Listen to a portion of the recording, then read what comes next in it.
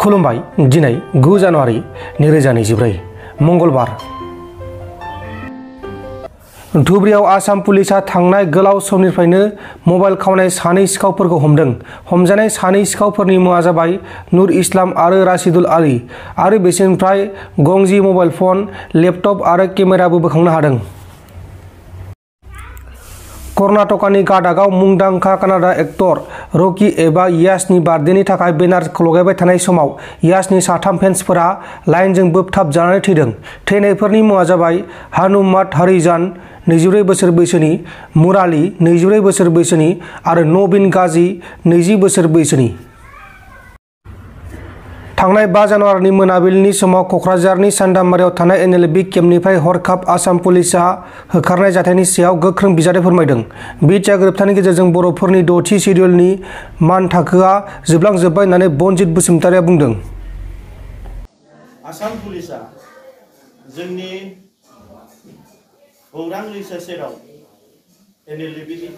nlfb designated camp जाय nlfbफ्रा गोबाव सम सरकारजों सावरायनायनि बेलायाव सरकारानो बिथांमोनखौ बे सरकारनि न'मायावनो बिथांमोना दोनथ'दोंमोन।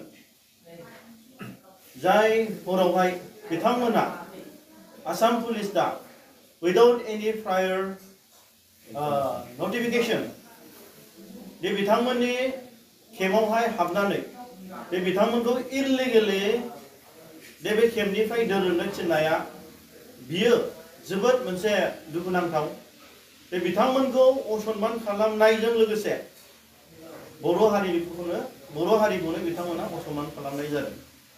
गतिके दिनै nlfb बिथांमोनहा बर' हारिनि थाखाय, बर' हारिनि थैनाय थांनाय थामोन्थानि थाखाय आरो बेसेबां एक्स एनडिएफबिफ्रा जाय बिथांमोना जेलाव दं दाबो गवाखै आरो बेजों लोगोसे एनडिएफबिफोरनि रिहेबिलिटेसन आरो बेजों लोगोसे बर'फोरनि माखासे जे थांनाय बिटिआर सुक्तियावहाय जे माखासे दफाफ्रा बर' हारिनि थैनाय थांनाय बर' हारिनि जौगानायनि थाखाय दिनै गाज्रि मोनसे माने दफाफोर दं। बेखौ होबथानो थाखाय बिथांमोना फिन खेबसे हाथियार लानानै हाग्रायाव थांफिनदोंमोन। दा बिथांमोननि जि मोनसे प्रिन्सिपल्स एन्ड आइडियोलजिस, बिथांमोननि जि सान्थौ आरो सानस्रि, बेखौ बिथांमोनहा दिनैसिमबो बिथांमोना फोथांनानै लाखिदों। आरो बेजों लोगोसे बिथांमोना जेब्ला हाग्रायाव थादों बे आसाम सरकार आरो जोंनि बिटिसि सरकारा बिथांमोनखौ आरो माखासे बर'नि आफादफ्रा लेंहरनानै गोजोन मोनसे सावरायनायनि पलिसिखौ बिथांमोना बानायदों।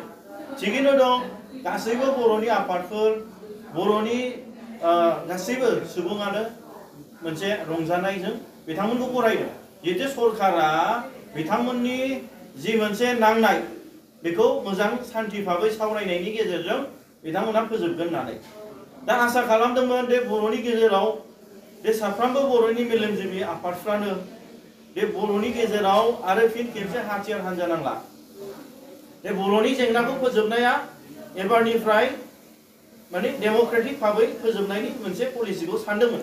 थिगैनो दं, बे nlfbआ आरो फिन खेबसे एनडिएफबिआ सारेन्डार जानायनि उनाव जोनोम जाफिनदों। बे मोनसे समावहाय बर' जाथिनि गेजेराव मोनसे गिखांनाय फैदोंमोन आरो फिन खेबसे बर' सेंग्राफ्रा, बर' लाइमोनफ्रा आसाम पुलिसजों माने एन्टि ट्राइबेल माने असमिया बिथांमोनजों हमै फिन गावथार जागोन नामा।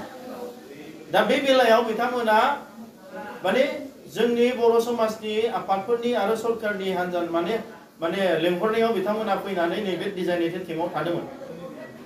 दा बिथांमोना सरकारा आसाम सरकार हक बिटिसि सरकार हक दा बिथांमोना लेंहरनानै बिथांमोनजों सावरायाबालानो बिथांमोननि मिशन, बिथांमोननि एजेन्डा, बिथांमोननि सान्थौ आरो सानस्रिखौ फोजोबाबालानो बिथांमोनखौ फिन खेबसे बे केम्पनिफ्राय होखारहरफिननाया दिनै बे गिदिर मोनसे माने nlfbफोरखौबो असनमान खालामनाय आरो बर' हारिखौबो असनमान खालामनाय।